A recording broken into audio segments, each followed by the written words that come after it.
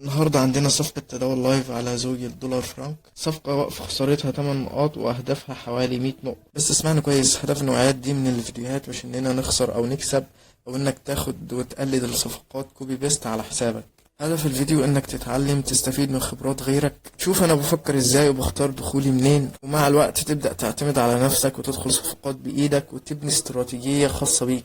خليك مركز معايا ومتابع الموضوع خطوة بخطوة. انا هشرح لك بالتفصيل دخلنا الصفقة ليه، حددنا ليه وقف الخسارة ده، وحددنا ليه الاهداف دي، ولو خرجنا بدري من السوق ايه الاشارات اللي ادتني الخروج من الصفقة من غير ما اكمل لباقي الاهداف. فتابع معايا بعد الانترو.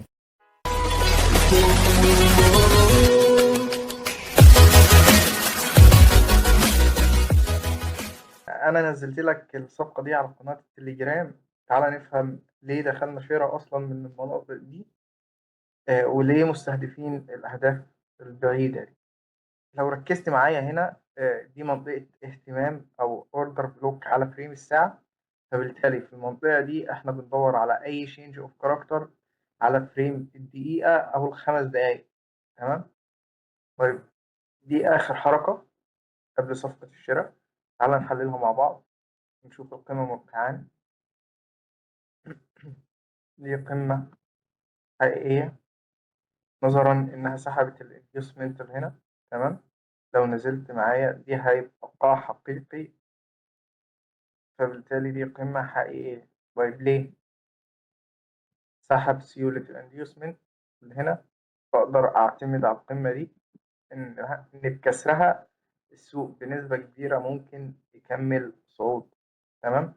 التأكيد للصعود إمتى؟ لما يعمل شينج أوف كاركتر. طيب القمة اللي قبل دي اللي ممكن تعمل لي شينج أوف كاركتر فينها، اللي هي القمة دي. طيب ليه يا محمد ما اخترتش القمة دي؟ عشان دي قمة داخلية أصلا. تمام. أنا دخلت الصفقة من هنا ليه؟ زي ما قلت لك، عمل ماركت ستراكشر شيفت. عندي هنا اوردر بلوك على الفريم الدقيقة، لا على فريم الخمس دقايق. صعد منه السعر الصعود ده كله، وكسر الماركت ستراكشر. طيب وبالنسبة للقمة دي ليه أنا محددها؟ لأن دي القمة الحقيقية الوحيدة اللي حصلت في الاتجاه الهابط ده. تمام. فبالتالي بكسر القمة دي، بمجرد ما السعر يكسرها أنا هحرك الستوب، أخليه أسفل القاع مباشرة في المناطق دي، وهسيب الصفقة تكمل لأهدافها. طيب أنت ما قلتليش برضو ليه الأهداف البعيدة دي؟ أنا محدد المنطقة دي عشان وارد يرتد منها السعر. لو لاحظت أي change of character، بإذن الله ممكن ناخد أرباحنا ونخرج من الصفقة بسبب الريجكشن بلوك ده. تمام.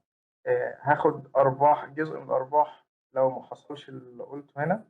هاخد جزء من أرباحي عند الجاب ده. تمام. وهكمل بالسعر لحد البوس اللي كون القاع ده أصلا. وتأكد معايا الاتجاه الصاعد. طيب أنت إيه اللي مخليك متأكد إن هو ممكن يطلع يسحب سيولة القمم دي كلها؟ إحنا أوريدي أخدنا صفقة قبل كده، من أسبوعين تقريبا. دخلنا شراء من الأوردر ده، أخدنا الصعود ده كله الحمد لله.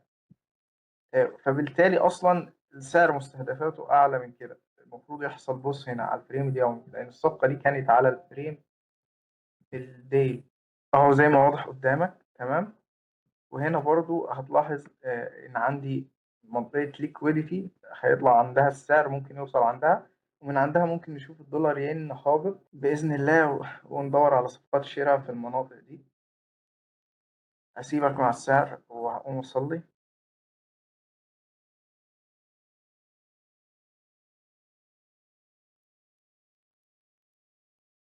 معلش كنت قافل المايك وبشرح. بص يا صديقي، تعالى نشوف ايه اللي حصل في المنطقة دي. هنا عندي، بص زي ما واضح قدامك. تمام. وهنا عندي بص تاني. والمنطقة دي كلها على فريم ال5 دقايق فيها ماركت ستراكشر شيفت. أنا كده أقدر أنقل وقف الخسارة عندي للمناطق دي، وأقلل الريسك للنص تقريبا. بس مش هعمل ده عشان شايف إن هنا ممكن يكون في ليكويديتي ينزل يسحبها السعر ويكمل صعود. فليه دلوقتي الدنيا مش واضحة قوي، كان ممكن ندخل صفقة من الأماكن دي، بس نظرا لمناطق الليكويديتي ده مش هاخد القرار، وهننتظر السعر كمان شوية ونشوف الدنيا هتمشي على إيه.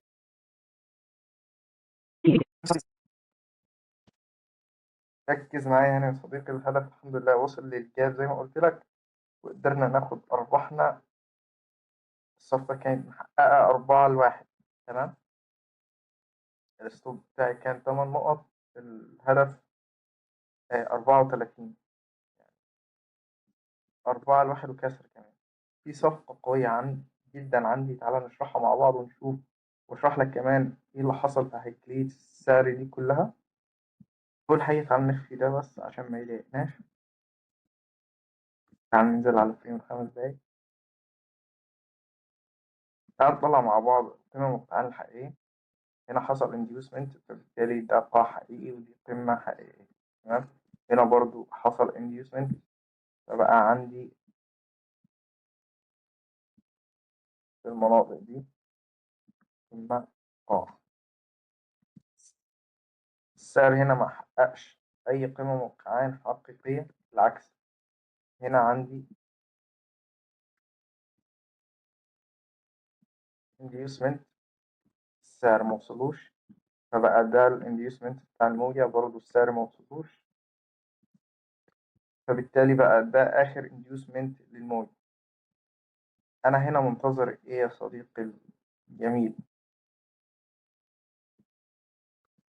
عندي صفقة حلوة خالص، تمام. ده الانديوسمنت، أقرب أوردر بلوك موجود هنا فين؟ في المناطق دي، تمام. زي ما واضح، تمام. نطلع على فريم ربع ساعة نحدد أكتر، يعني ممكن ناخد الجزئية دي معانا. طيب ليه المنطقة دي قوية؟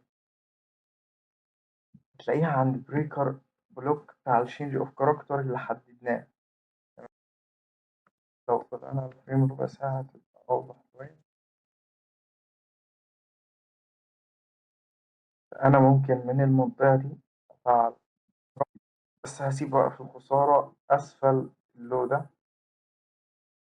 نحاول نسيب 3 نقط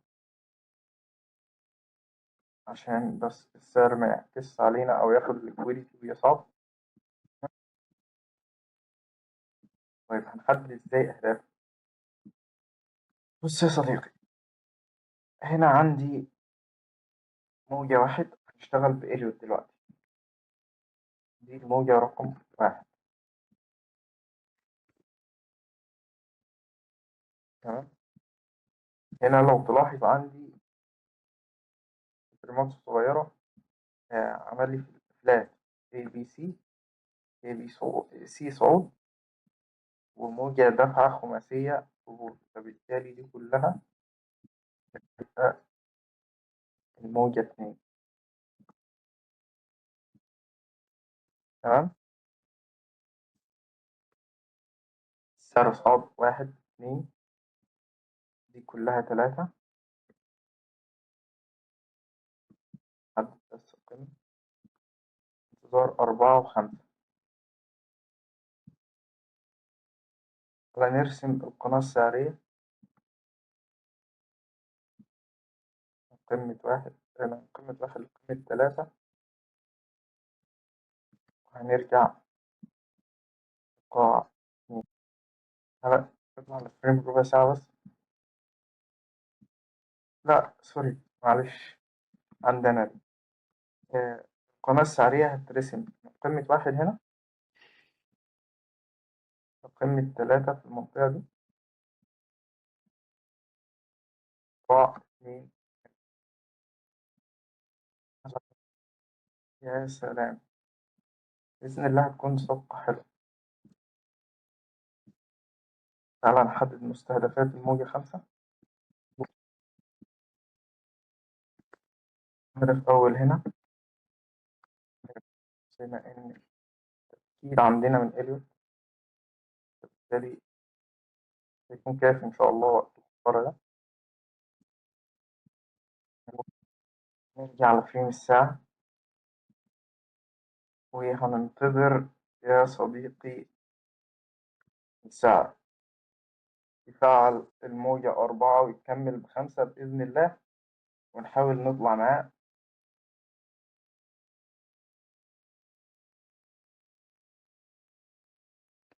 أتمنى إنك تكون فهمت الحركة السعرية اللي حصلت هنا، وفي انتظار هنشوف السعر هل هيحترم التحليل ولا لأ.